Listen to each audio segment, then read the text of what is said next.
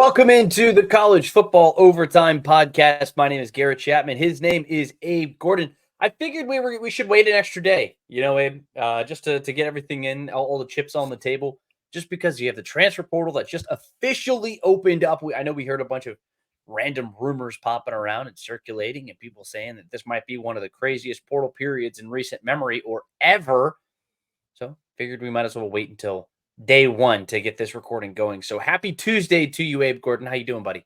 Yeah, it definitely paid off too, because we got a bunch of names that have already put themselves in it, and I'm sure over the next 13 plus days, more to come. But it is just as crazy as we thought it might be when the spring portal opened up. So here we go. Exactly. Yep. And I know we talked about the craziness of the coaching carousel back in February and how it was going to affect everything that happened here in college football in April. And of course, everything affects something else. It's like the butterfly effect, and we'll feel it here over the next 2 weeks or so as this second spring window is open. But we'll discuss all of that. And who knows, maybe we'll have more people entering into the transfer portal during this podcast. Just with the way that this has started to transpire, you never know. But we also want to talk a little bit about these spring games that are happening. And that's where we're going to start, Abe Gordon, because I know we can go round and round and we can talk about what Ohio State did. They had 80,000 people in attendance. Or you can go to Alabama and Tuscaloosa, where they had 72,000 to usher in the new Kalen DeBoer era over there in Tuscaloosa. But in Oxford, Mississippi, there was something else happening. Something a little weird, something a little different. Some would call it innovative. Some would call it a little weird or dumb. I think it's interesting, nonetheless. Lane Kiffin has more of a field day style spring game than what you see anywhere else in the country. He's got a tug of war contest. He's got Joey Chestnut there eating hot dogs. You got all kinds of weird stuff happening. I mean, Joe Judge, the former NFL head coach up there in the NFC East, he was down there. He's now an analyst on that team, and he got roped into a tug of war contest alongside of Walter Nolan, the top overall transfer portal product. It was weird. It was a little weird, but there was a little bit of strategy behind it. And honestly, at the end of the day, this is the new era. This is the new era of college football, and like people are looking at potential poaching situations where someone might swoop in there and steal a transfer player. You don't want to reveal too much. I mean, we're at a level of paranoia in college football these days. People shield off their practices. They don't allow the media to have any sort of access at all. They try to block highlight tapes going up on social media because they don't want to give away any plans. I mean, in Athens, you have Carson Beck wanting to go for 2 to avoid a tie, and Kirby Smart refuses. And honestly, it puts him in a bad mood because he doesn't want to give away some game footage on something he might actually use during the season. It's that level of paranoia is so weird. But Lane Kiffin's just playing a different game. He's playing checkers while everyone else is playing chess. Well, the question that you really got to answer is, what are the spring games for? Both who are they for, and then what are they for? Are they for the fans? Are they for the coaches? Are they for the players? Are they for recruits? What is the actual purpose of the spring game? Because it's not about trying to get your guys ready for fall. There's too much shenanigans in the games that are actual games, much less the ones that are, like you put it, as a field day. So what's the actual end goal of these spring games? Is it entertainment for a fan base to whip them into a frenzy? Is it to showcase fun aspects of your coaching staff, stuff like that? So, I would love it to move down a different path where they're more like scrimmages against other power teams. Maybe you see Georgia and Iowa get together for a spring game. Maybe you see Alabama and Maryland get together, something like that. That would be the path I would prefer. But, obviously with injury concerns and risks and stuff like that, I understand why it hasn't progressed there. But it's really about who is it for. It's obviously not for the development of your team. I think we can understand that. That's what practices are for. Especially when you get closer to the season. So if it's just about entertaining your fans, if it's just about getting things whipped up into a frenzy, then yeah, get creative, like have fun, like make it a show. And that's what Lane Kiffin chose to do. I don't really have a problem with that. And quite frankly, with as many players that you see sitting out spring games nowadays, I wouldn't be surprised if we see more of that in the future. Yeah, and honestly, it almost feels like there's more to lose than there is to gain at this point when it comes to spring games. I mean, yeah, I talked about the level of paranoia that exists in college football, but at the same time, what happens if you have a guy who gets hurt? God forbid. I mean, you look around and what if you have a guy like Malik Murphy who goes off and explodes in his spring game, and then you have to spend the rest of the summer trying to fend off other programs from trying to come in and poach him. I mean, eventually Texas retained him, and they had to throw some NIL money his way, and just to keep him on campus as a second string quarterback. And that ended up actually becoming very important because he played meaningful snaps last year for Texas. And then ironically, he ends up transferring to Duke anyway. But so it was almost like a moot point anyway. But it's a little strange that you have a guy who breaks out and plays really well and gets fans all excited, and then you have the transfer portal window opening 3 or 4 days later. And it turns almost into an audition tape for other programs to come in and say, "Hey, we have a hole at left tackle. Let's see who we can go get." And there's already an impact tackle who's entered into the transfer portal, who we'll discuss here in just a little bit. And Well, it goes the other way too, real quick. It goes the other way too. Like, are there players who aren't getting quote play time in the spring yeah, game, and they say, "Well, I'm out of here then." that's it. And so I agree with you. Like, I don't from either aspect of this. How seriously do you want to take your spring games? Because it either could force programs coming and poaching, it or also could force your players out. Now, you could benefit from you say, "Hey, our guys are not where we thought they would be at Mhm. receiver. We do need to go find one." So there is some benefits of that, but I think the negatives greatly outweigh the positives in that realm. Yeah, and it's like, what are you showing at the end of the day? It's like I'm going back to Athens. I mean, like these guys they don't run any of their actual plays. They're just running their base offense. Like they're just going to run power I and basic swing routes and other stuff. I mean, it's nothing insane that's going to be shown on tape. I mean, what do you gain from it? Nothing. You can't even sack the quarter. I was sitting there at the Georgia Tech spring game on Saturday, and some of these plays, like they would run a QB sneak or something around the outside, and he gets 3 yards, and it's something where he could have stiff armed or made one move, and he could be still in the open field and making a play, but they blow it dead because he's the quarterback and they don't want him to get hit. And it's like during the regular season, that's not how this happens. I mean, a lot of it's overblown. A lot of people really, really overreact. I'm almost with you in your camp where I'd rather just see an exhibition game of some kind. And I go a slightly different direction. You say go to get like a Georgia and an Iowa or something to play each other. I don't think that's ever going to happen. But I could see Georgia scrimmaging Georgia Southern.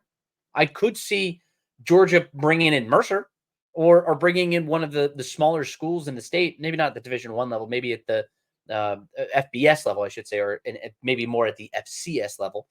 And like you get Auburn and they go play Samford or something. And I think there's a little bit of value there because it seems like with the growing, the shifting of college football right now, as far as the Power Five structure, or really the core four or whatever you want to call it now, of your four big power conferences, you're not really going to have as many of those FCS games anymore, just because there's no room on the schedule. But the money that those teams get, those players get, is still pretty important to the lifeblood of those programs. So maybe you see teams start to get their audition tape that way, like you go play an exhibition. Maybe what would you say about that? Yeah, the only concern there is, do the small schools treat it as an exhibition, or is this an opportunity to show something against the Georgia Bulldogs, show something against the Tennessee Volunteers or Ohio State? So that would be my concern. That's absolutely something, a You chance for don't them to want show that. It's an exhibition game. You don't want that. You don't want guys trying too hard. You don't want guys hitting. You don't. That's my point. It needs to be understood that it's a friendly, that it's an exhibition, that it's at 3/4 speed. That would be my biggest concern, is the small guy who Yeah. wants to get noticed trying too hard, and then you run into issues with that. Well, it's when people play not to get hurt. And that's what I don't like about it all that much. I mean, scrimmages are scrimmages, and it's like at the end of the day, you got to play the game. You just got to do what you got to do. But when people play scared, when people play timid, when people play at 75%, like say an offensive lineman takes a play off, you're more likely to do that in a scrimmage game. I don't really like the idea, if I'm Kirby Smart, of Carson Beck getting lit up in the backfield for a game that doesn't really Well, matter but that's the at all. point is you don't Yeah, hit your quarterbacks. It's an agreed upon thing. sure. That's the point. Is it? But bringing in a new team, bringing in a different colored jersey. I mean, I Yeah. understand it. I mean, I played football. I know it's at the end of the day, you practice 4 days a week during a practice week. 3 of those days you're in pads. One of those days is walkthroughs, and then your next day is the actual game day. And it sucks going up against the same colored jersey constantly. And it makes you want to just go hit somebody else, and that was the nice thing. Like you put somebody else puts a different colored jersey comes in, and you see it in the NFL all the time, like during training camp, NFL camp. Yeah, that's what I You was have going to bring up. Is you got yeah, the joint practices in the NFL. If you treated your spring game as just a 1-day joint practice, exactly. I think without playing a game, but you could maybe do certain things, cornerback versus receiver, one-on-one, stuff Mhm. like that. I think there could still be some interest while getting your guys some elite level work. Yeah, and ultimately going back to really the point at hand, which was Ole Miss. I mean, you got Jackson Dart, who's a preseason Heisman Trophy contender. He's throwing passes with a backwards hat and 7-on-7 play. I mean, you do stuff like that. Just make it fun, make it entertaining. Maybe lose the slam dunk contest. I don't need all that stuff. But allowing your students to come in, like Ole Miss specifically, it's a very fraternity style Greek oriented sort of landscape over there in Oxford, and you bring in the beer and have some fun and to treat it like it's with the right field pavilion over there at their baseball stadium, and it's fun.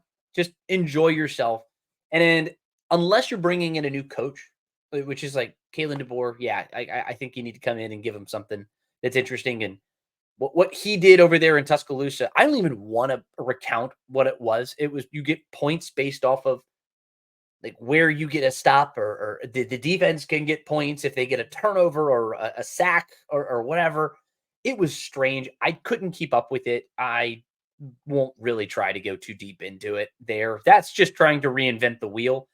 Lane Kiffin just threw the wheel out the window and just played something else entirely. Kalen DeBoer was trying to do something a little too smart for my blood, I guess. But ultimately, at the end of the day, spring games seem almost obsolete, especially in this day and age of people who get very protective over their players, protective over whatever plays they have coming in. I don't know. It's just a Well, very yeah, you interesting got to stage. remember how these things started too. Like if we're being honest about it, like spring games kind of used to be your only opportunity to see these guys.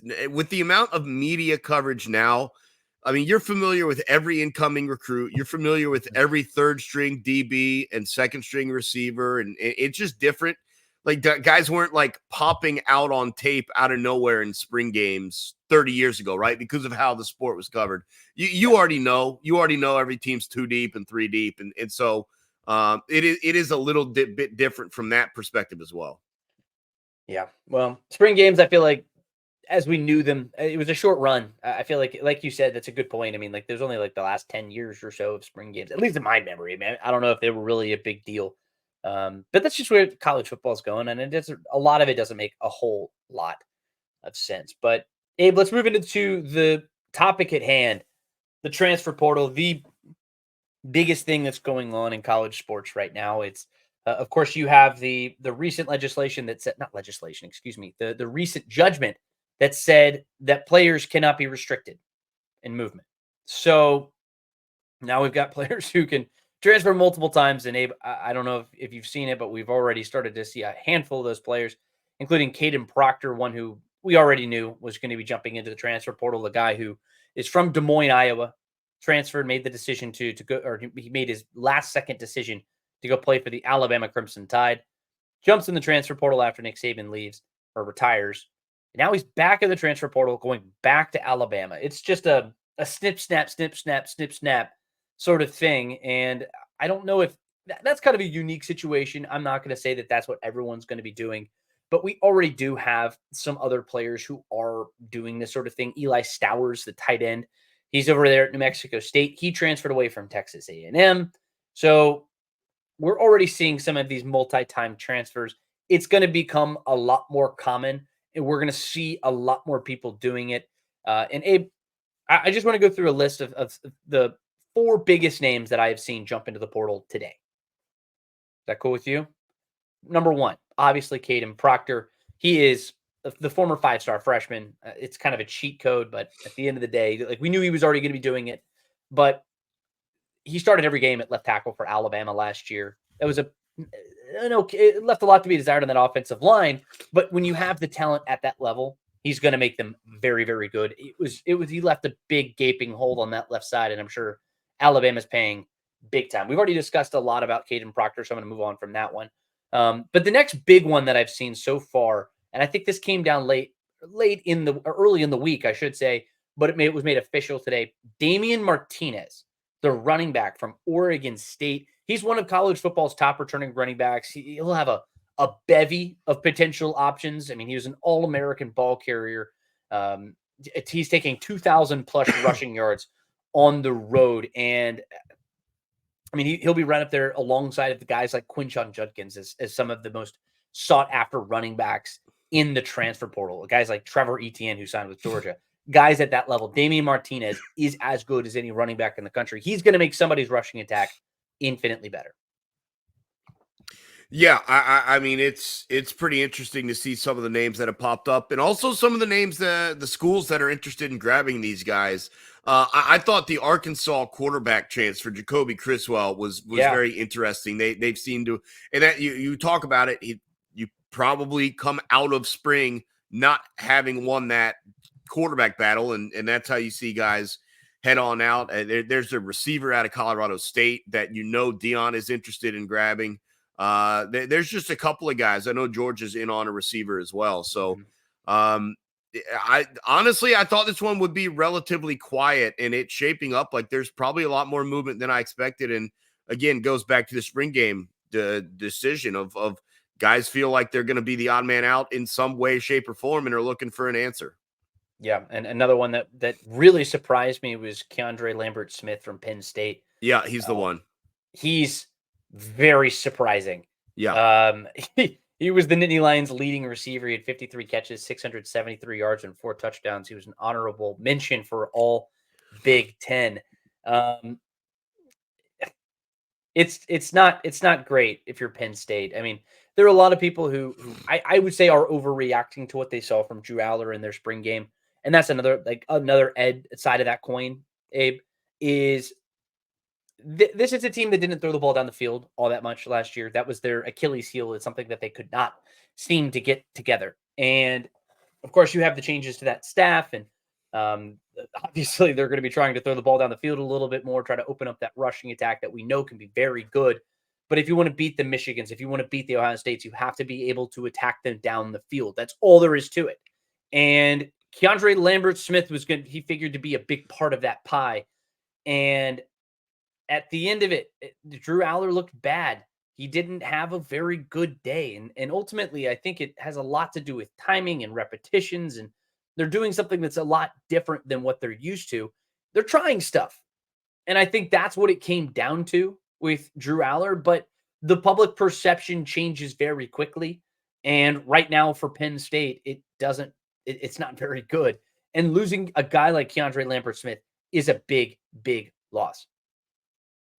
Yeah, there's no question about it. And it's just going the wrong way for James Franklin, has been for a little while. I'm more interested in who's in on him. We mentioned Georgia. I saw 5 major schools have already contacted him. Georgia, Colorado among those. And it's just like, man, at some point the rich get richer. And if what you're saying may be the cause of things, the lack of faith in Drew Aller, how much faith do you have in Shedeur Sanders? I mean, is that a guy that can draw a receiver of this ilk in solely on his own shoulders, along with obviously his dad, Dion? It's going to be very interesting to see where Lambert-Smith ends up. There's a couple of guys in the portal, but he seems like the belle of the ball right now, separate of Caden Proctor, of course. Sure. Yeah. And well, I want to be careful that I'm not completely pointing to just the spring game. I mean, it's obviously a little bit more than that you wouldn't have just overreacted to a scrimmage game like that. This is a guy who, I mean, he played a season low 21 offensive snaps in the Peach Bowl against Ole Miss. He was held to just 2 catches and 28 yards in his final 4 games of the season. It was a guy who kind of saw his way out of the offense at the very end of their season last year. So I just want to be careful that I'm not overvaluing necessarily the spring game because, like we said earlier in the show, it's a glorified scrimmage and that's about it. But you mentioned Deion Sanders and something for his son Shedeur Sanders that was kind of nice is the fact that he was getting some offensive linemen in there. One of the guys who just entered his name in the portal, his offensive tackle, Savion Washington, he was a starter. That's a big loss. And this is a guy who played 600 snaps last year at right tackle. Yes, this is a group that gave up the most sacks in college football last year. But at the same time, I thought we were going to see this group take a big step forward in year 2 of Deion Sanders, year 2 of Shedeur Sanders, year 2 of a lot of people over there in that offense, and a brand new offensive coordinator who hopefully was going to bring a new look to this group. And you lose guys like this, and this is tough for a lot of programs, and it's only going to get tougher as we continue to progress through this portal activity. This is just day one, Abe. I mean, it's only been open for, as we're recording this right now, for about 13 hours. And you have dozens of plug-and-play players. You go down this list. You have Savion Washington, like I mentioned. You've got the safety, Jacoby Matthews from Texas A&M. Takario Davis from Arizona. He's the cornerback. The center, Branson Hickman from SMU. I already mentioned Eli Stowers, but he's from New Mexico State. He's a former 3-4 star, or I think he's a 4-star recruit from when he was at Texas A&M. These guys are talented. They're going to go get paid. They're going to get something from somewhere. And at the end of the day, this is just a wild time to be in college. We're just getting started. Yeah, I think as the process plays out too, you'll see some teams get desperate. Maybe more NIL money gets offered to various guys who then enter the portal later this week or even in the portions of next week. I think that's what's going to be interesting. Are the obvious well, this team needs this guy, and look, just by default, that guy just jumped in the portal. What a coincidence. So we'll be tracking that throughout. Yeah, the butterfly effect is very real in college football right now, and one thing hits another thing, hits another thing, hits another thing. And all of a sudden, we're looking at Ohio State having the best running back room in college football. And who knows if it ends up staying that way. But that's a different discussion for a different time. And we're going to continue to track all of these movements throughout the offseason, well, at least throughout this transfer portal period. And we're going to come back next week. We're going to have more updated conversations. Maybe we can talk about who the best offenses in college football could be. Maybe we can talk about the fan bases who have the most confidence in their teams coming into next year. We got a lot of fun stuff that we're going to get into as we ramp up to the 2024 college football season. We got a lot to talk about. So make sure you like the podcast. Make sure you subscribe. Make sure you check it out every single week. As Abe Gordon, Garrett Chapman, we take care of you all off season, long as we build up, like I said, to the 2024 season. So thank you so much for joining us.